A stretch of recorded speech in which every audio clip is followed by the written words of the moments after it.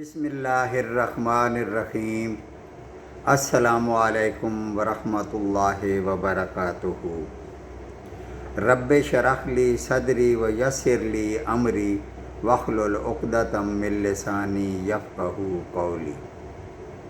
ترجمہ قرآن مجید کا سلسلہ آگے بڑھاتے ہوئے آج ہم سورہ توبہ کی آیت نمبر 46 سے 50 تک کا ترجمہ پڑھیں گے۔ آیت نمبر 46۔ اور اگر ان کا ارادہ جہاد کے لیے نکلنے کا ہوتا تو وہ اس سفر کے لیے سامان کی تیاری کر رکھتے، لیکن اللہ تعالیٰ کو ان کا اٹھنا پسند ہی نہ تھا، اس لیے انہیں حرکت سے ہی روک دیا اور کہہ دیا کہ تم بیٹھنے والوں کے ساتھ بیٹھ ہی رہو۔ آیت نمبر 47۔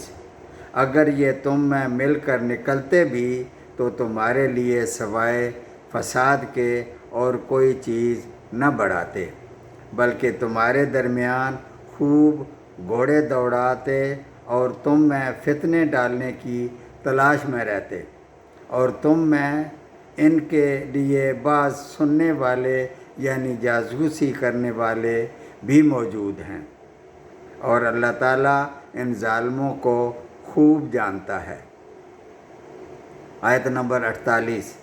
یہ تو اس سے پہلے بھی فتنے کی تلاش کرتے رہے ہیں اور تیرے لیے کاموں کو الٹ پلٹ کرتے رہے ہیں، یہاں تک کہ حق آ پہنچا اور اللہ تعالیٰ کا حکم غالب آ گیا، اور باوجود اس کے وہ خوشی میں ہی رہے۔ یعنی یہ منافقین تو جب سے آپ مدینہ میں تشریف لائے ہیں آپ کے خلاف فتنے تلاش کرنے اور معاملات کو بگاڑنے میں سرگرم رہے ہیں، حتیٰ کہ بدر میں اللہ تعالیٰ نے آپ کو فتح اور غلبہ عطا فرما دیا، جو ان کے لیے بہت ہی ناگوار تھا۔ اسی طرح جنگ احد کے موقع پر بھی منافقین نے راستے سے ہی واپس ہو کر مشکلات پیدا کرنے کی کوشش کی، اور اس کے بعد بھی ہر موقع پر بگاڑ کی کوششیں کرتے رہے، حتیٰ کہ مکہ فتح ہو گیا اور اکثر عرب مسلمان ہو گئے، جس پر یہ کف حسرت و افسوس مل رہے ہیں۔ آیت نمبر 49۔ اور ان میں سے کوئی تو کہتا ہے کہ مجھے رکنے کی اجازت دے دیجئے، مجھے فتنے میں نہ ڈالیے، آگاہ رہو، وہ تو فتنے میں پڑ چکے ہیں، اور یقیناً دوزخ کافروں کو گھیر لینے والی ہے۔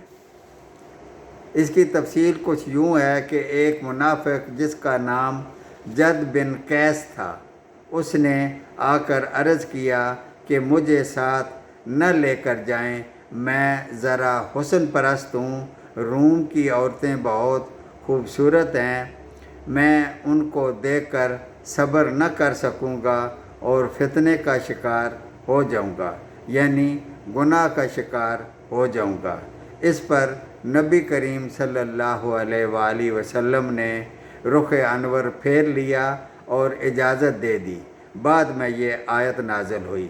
اللہ تعالیٰ نے فرمایا فتنے میں تو وہ پڑ چکا ہے، یعنی جہاد سے پیچھے رہنا اور اس سے گریز کرنا بذات خود ایک فتنہ ہے اور سخت گناہ کا کام ہے، جس میں یہ ملوث ہے ہی، اور مرنے کے بعد جہنم ان کو گھیر لینے والی ہے، جس سے فرار کا ان کے لیے کوئی راستہ نہیں ہوگا۔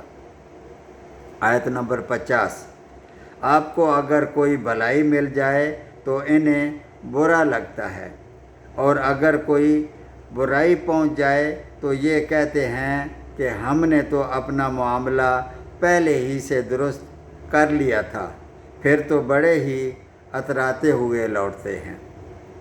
اس آیت کریمہ میں ان کے اس خبث باطنی کا اظہار ہے جو منافقین کے دلوں میں تھا، اس لیے کہ مسلمانوں پر مصیبت پر خوش ہونا اور بلائی حاصل ہونے پر رنج و ملال محسوس کرنا یہ عداوت کی دلیل ہے۔ صدق اللہ العظیم۔